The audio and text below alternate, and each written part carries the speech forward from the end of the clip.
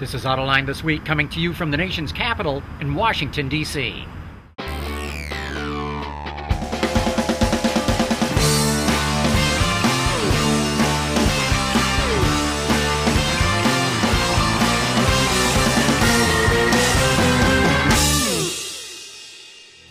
Join me from the floor of the Washington Auto Show as I talk with Phil Murtaugh from CODA, the electric car maker, Roland Hwang of the Natural Resources Defense Council, Dave Zukchowski from the Red Hot Hyundai brand, and Margo from the EPA. All that coming up on Autoline This Week. And now I'll be talking with Phil Murtaugh, the CEO of CODA Automotive. CODA, we're a clean energy technology company headquartered in Los Angeles. We have a joint venture with Lishan Power Battery Company out of Tianjin that manufactures a specific use automotive lithium-ion battery cell. We use that technology to build an electric vehicle. We sell EV propulsion systems to other guys who want electric cars. And we use our battery technology for energy storage purposes. Where we're at right now is we're very close to launching our car. Our car is roughly 20% U.S. content. If you talk about clean energy cars, we have the highest amount of U.S. content with very few exceptions, 2 exceptions. But you take a look at Prius is 100% non-U.S. Nissan Leaf, 100% non-U.S. So although we do sub-assembly manufacturing in China, we have a very high amount of U.S. content. Our first batch of saleable vehicles is in Benicia, California right now, undergoing final assembly. We will start delivering these vehicles to customers in California in late February. By the end of 2012, we will have opened up distributorships throughout the United States. Now, one of the claims to fame on your electric car versus the others that are out there right now is you have a much bigger battery, hence a much bigger range. And talk a little bit about that. Yeah, what we focused on was how do we convince people that they can buy an electric car and not have to worry about going to grandma's and then not being able to get home. We have actually now 2 different battery sizes. We will launch with a 31 kilowatt hour battery that has range up to 125 miles. And then later this year we'll introduce a 36 kilowatt hour battery that has a range of up to 150 miles. I think what distinguishes us from other pure EV manufacturers is that we have focused on developing battery management technology and thermal management technology that allows us to maintain consistent range. So our goal is to be able, in our 31 kilowatt hour pack, you'll get up to 125, and under good conditions, if you drive carefully, you can get 125, but in almost all conditions, you'll get between 90 and 110 miles. Our goal is dependable range. When you get in the car, know that you can go where you're going and come back. We do that by a combination of our BMS and thermal management system. What's BMS? Battery management system. Okay. Sorry. We actually acquired a company called Energy CS mid-2011. Energy CS is one of the globe's leading battery management developers. The guys who started Energy CS, they're the guys who did the battery management system for the original Chevy EV1. And they've been doing battery management technology ever since. We believe that we have class-leading propulsion technology given our battery management and thermal management systems. The thermal management system, what it does is it maintains the battery temperature in a range of 20 to 40 degrees C, which is where batteries really operate optimally.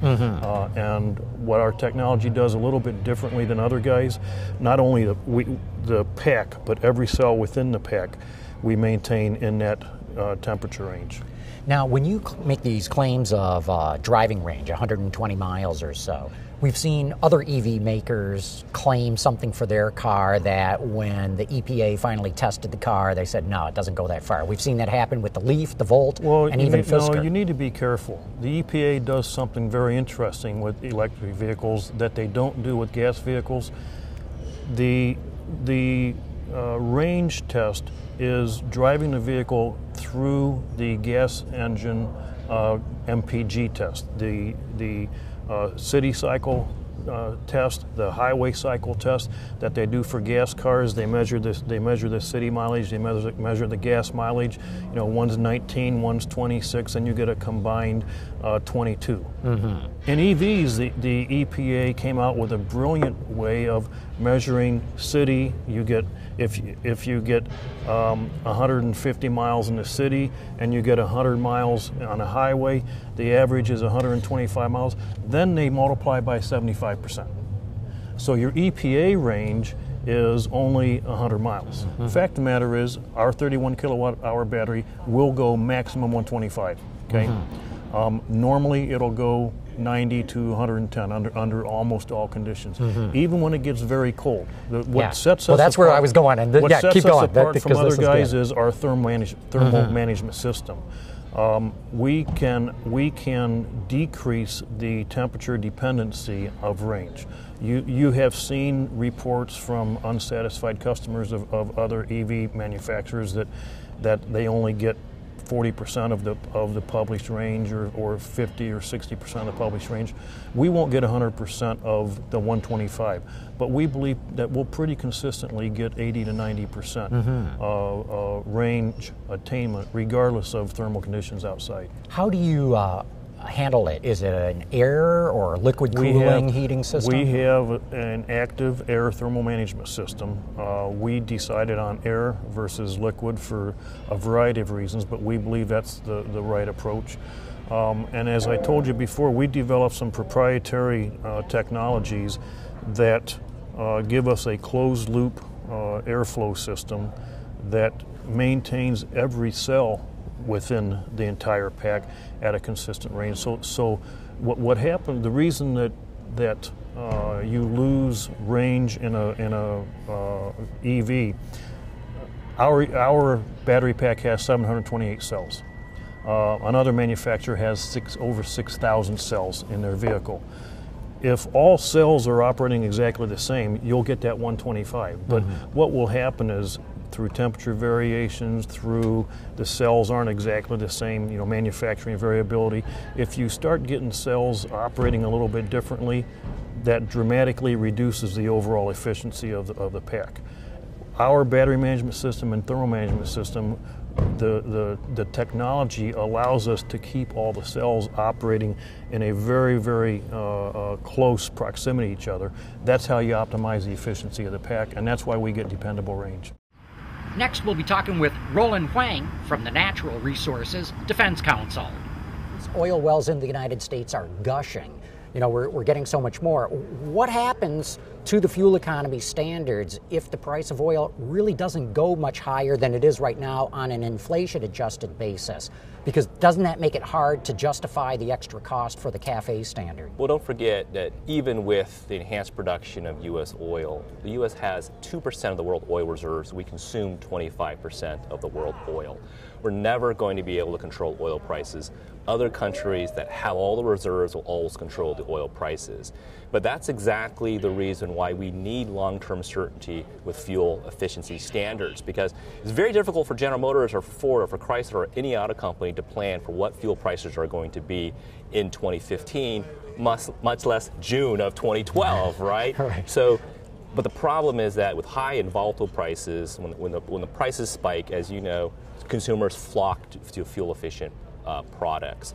The rate of change in the consumer market is very rapid when the oil markets change. It's completely out of step with the auto industry's planning cycle. They need 5 years, a drivetrain, a fuel-efficient drivetrain, advanced drivetrain, 10 years, right? Maybe even 15 years. Maybe 20. Maybe even 20, maybe. But the key is that we need to ensure that the U.S. auto industry has the right products in the face of very uncertain oil prices. It's the regulatory certainty of a fuel economy standards which has really benefited the U.S. auto industry, and we need to continue with that into the future.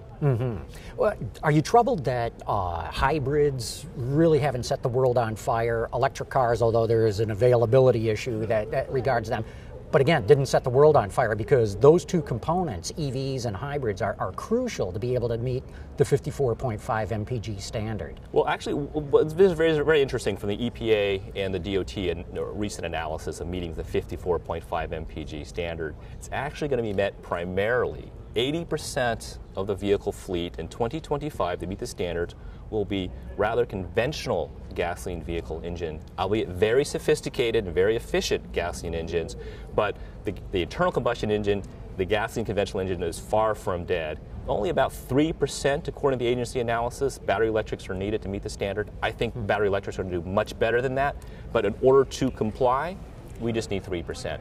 Am I troubled by the current market for electrics and hybrids? Absolutely not.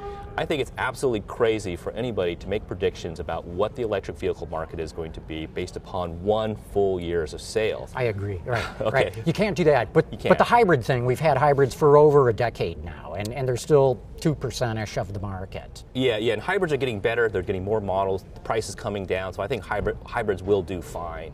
I think one of the ironic things about the higher fuel efficiency standards is that now hybrids have competition from very efficient gasoline engine vehicle technologies, right? Like the EcoBoost engines that Ford has, SkyActiv, Mazda, and all the other different the names and labels for these. But that's ironic, but that's good. Hybrids will get better. Hybrids will have more models. The technology is getting cheaper, and they'll come along, I'm quite confident. Yeah. So the new standards are footprint based. They're size based. That means the manufacturer does not have any advantage to sell small cars to compensate for bigger cars, because no matter what size of fleet you build, you have to increase the fuel efficiency of every size model. What does that mean? That means that your crossover utility vehicle, your compact car, your mid-size car, your pickup truck, all have to improve fuel economy, which means that there's going to be an expansion of choice. So next time you go to the dealership, absolutely. Next time you look into look for a car or a crossover utility vehicle or pickup, you will have the option. You almost certainly will be buying a more fuel efficient vehicle than what you currently have, and you will certainly have a lot more choices available to you in terms of what level of fuel efficiency you want. Good. Ready Kilowatt. There's a good internet name Nice for you. name, Says. yeah. He asks, aren't new passenger cars in California incredibly clean? Shouldn't CARB spend less time regulating new cars and spend more time regulating the real polluters, industry and residents? Well, when it comes to California, 90% of Californians still breathe unhealthy air, okay? That means that we got to leave no stone unturned looking for cost-effective reductions of smog-forming pollutants.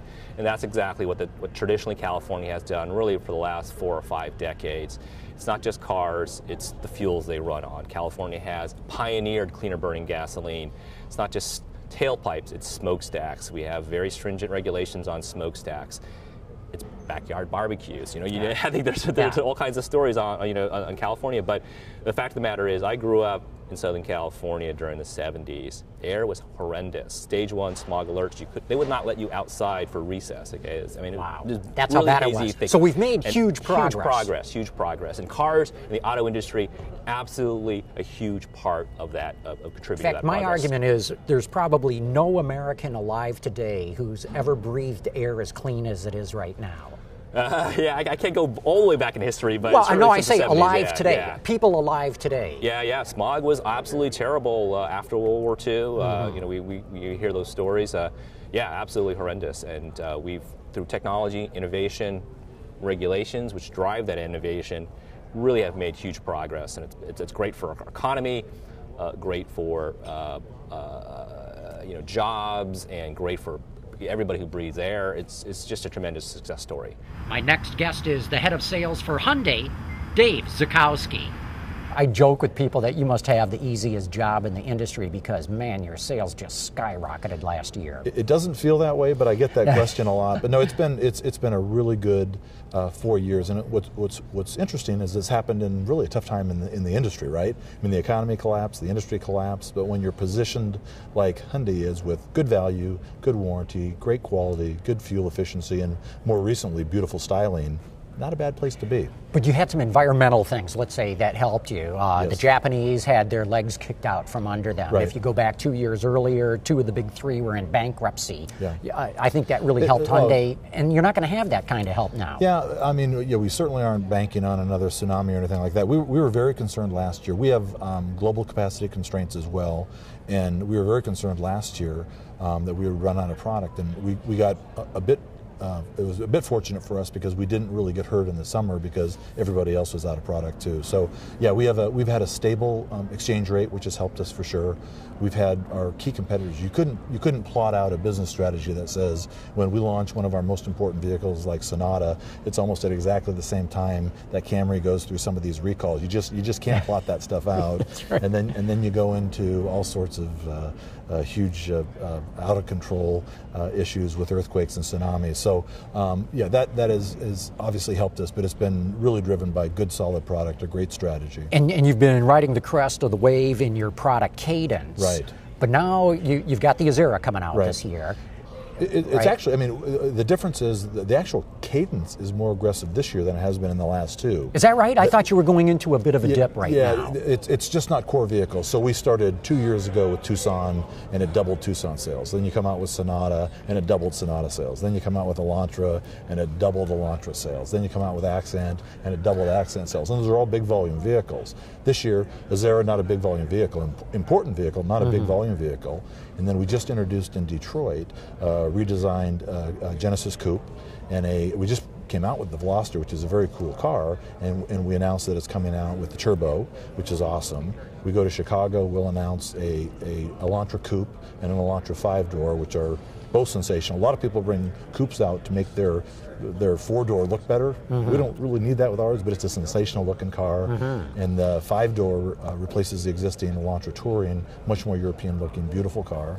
And then you go into the summer, and there we've got a big vehicle launch. We're going to start building a new Santa Fe, which from a family resemblance standpoint, Elantra to Sonata will get you Tucson to Santa Fe. Beautiful car, very urban looking, just beautifully styled. So you're not going into a bit of a dip in your product cadence? John Krafchick talks about 7 new products in 11 months. So our product guys are pretty busy, but they're smaller volume products. Up until we get to Santa Fe, they're not huge volume products. Right. How's it going with the Genesis sedans? You know, you took the Hyundai brand into a much higher price level, into a much more kind of different segment than you've been in it before. Right. It's been great. The Hyundai. We all know the Hyundai perception hasn't been, I'm going to go into a Hyundai store and look for a $35,000 vehicle. The absolute best thing that happened to us right upon launch of the vehicle was North American Car of the Year for Genesis, which really gave us the credibility that said we can play in the stage, we can build cars in any segment that'll compete globally, and the Genesis has been really strong, and it's in its 3rd year right now. It's getting ready for a refresh, but we had a record sales volume year last year, and what it allowed us to do was to bring Equus into the market. So Equus is our flagship vehicle, and it starts at $58,000. And the success of the Genesis, and we got a lot of questions about Genesis, was this another Volkswagen product? Like the Phaeton. Like the Phaeton. And our answer was, we sell $30,000 vehicles right now, and this will be a $33,000 vehicle, so it's not a big walk like the Phaeton was. And so it's proven successful. It's allowed us to bring in Equus. Equus has proven successful. So now premium vehicles, vehicles that are $35,000 to $65,000 are not an insignificant piece of our business, and that is the quickest way to raise your brand, right? Is bring in a different type of buyer, a different demographic.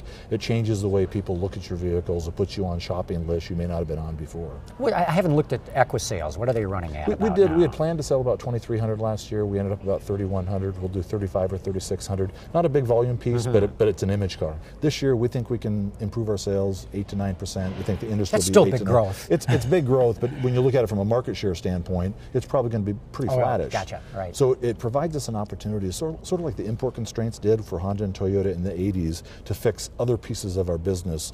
We understand it's a cyclical business. You're not always going to have the hottest, most beautiful product, and when you don't, you have to have a real solid foundation to get you through those down cycles. our guys historically haven't done a good job on used vehicles, because back when Hyundai started, a Hyundai was $10,000, a used vehicle was a competitor, so they didn't do both, they did one or the other. And now that the price of our cars has gone up, transaction prices are up, it's opened up a whole new market on certified pre-owned. We're spending a lot of time working on certified pre-owned to help their profit center into the stores. Same on fixed operations. Good news is our cars don't break down. Bad news is our cars don't break down. So many stores look at the store and say, we'd like to have fixed absorption, the ability of service and parts expenses to cover overhead expenses at about 65%. We run closer to 48, 49, 50%. And we don't do a good job getting people back to our dealership for customer pay work, for maintenance and light repair. And for Hyundai, when they don't go to your dealership on their first service visit, we've lost them for good. They're gone. They don't go to another Hyundai dealer, they just go to the aftermarket. We don't see them again. So we are working very closely on new service initiatives this year, talking about the handoff from sales to service, the introduction to service, the dentist office type of process for scheduling the first service appointment, express lube, those things like that, to drive more customer pay business in our stores. Because we really do, from the ability to retain our service customers and grow them for future vehicle sales, we need to do a better job at point of sale, and that's really one of our key strategies this year. Coming up next is Margo from the Environmental Protection Agency. I got to imagine that a lot of your time has been involved with the fuel economy standards. The fuel economy greenhouse gas standards, yes. Yes. There's been public hearings going on around the country. What kind of feedback are you getting? I just came back from San Francisco, so we had 3 public hearings. The first public hearing was in the right city that we should have the first public hearing, which was Detroit, Michigan, the birth of the automotive industry. Then we went to Philadelphia, and a couple of days ago we had the 3rd and last public hearing in San Francisco. I have been doing this job, I'm not going to tell you how many years because that will give you out my age, for many, many years. I have not seen a more overwhelming support throughout, from the public, the stakeholders, NGOs, as I have seen at these 3 public hearings. We had young people. We had a new group that is called Raging Grannies. Actually, we had 4 grandmothers. Grandmothers, I won't tell you their age, dressed up. They came to testify and they sang 2 songs. Apparently, there is a group. They sang songs at a public hearing? Songs about clean cars. But seriously, we had over 400 participants. Anywhere from public citizens, representing, young people, religious groups. For the first time, I went to public hearings with a religious take. We had veterans, including former generals testifying. Clearly, we had the car industry, we had suppliers, NGOs, the dealers, the National Dealers Association. And overall, I thought it was a pretty broad support. But of course, no one's going to argue for lower, fuel economy standards. And I think if you asked anybody, would you like to have a car that gets better fuel economy? Of course, everybody would. The cost, the issue, as you know, comes down to cost and how quickly can the automakers bring the technology in to be able to do this. Yeah, clearly. We think that will be an additional $2,000 in 2025. So when you buy a vehicle in 2025, an estimate, some of it will be low, some of it will be higher, will be about $2,000. The savings that you will have because of fuel savings for the life of that vehicle will be over $6,000 in fuel savings, and net benefits will be about $4,400. So clearly, the benefits of the program are significant vis-a-vis the cost of the program. The fuel economy savings, is that based on today's fuel prices? That's another very good point. So we're assuming that the gasoline and diesel prices in 2025 will be about the same. EIA just came out with their 2012 estimate, and they are suggesting an additional 30 cents a gallon higher than what we had assumed in our proposal. For this year or for 2025? their 2012 estimate is for 2025. We use their 2011 estimate for 2025. So clearly here what we're saying is if gasoline prices are about the same, the consumer will cut, the fuel cost about half at the pump. Will cost more up front, but you'll pocket over $4,000 in net fuel savings, assuming gasoline are $3 a gallon. Of course, the national auto dealers have said, whoa, not so fast, because $2,000 is still going to be a significant impact on pricing. And they don't seem to be as supportive of the standards as everybody else might be. So we're talking about $2,000 cost. We're not talking about price.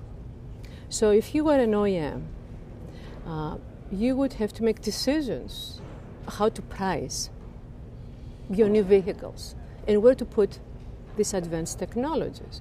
Now, every vehicle will have to have some improvement, okay? But how the OEMs are going to price those standards, only they know, and there are competitive issues. What I know is that 13 OEMs that represent 90% of the sales of cars in the United States support this standard for a couple of reasons. First, this is a 50-state program, and they like the national program. It harmonizes with EPA, with NHTSA, and California. Second, it gives them a certainty to invest, for a long period of time. As you know, these technologies that we're talking about are pretty expensive, so they have to have a certainty for their investments. And finally, it provides them with another look at the standard, because we all know 2025 is a long time from now. So in 2018, the agencies, Department of Transportation, Environmental Protection Agency, will reassess all these factors. Well, did we do it right? Have things changed? Should we adjust the standard upwards, downwards, or leave it the same? So I think that, again, gives them the certainty of making investments. And that wraps up this show from the nation's capital. Thanks so much for joining me on Autoline this week, and please join us again right here next week.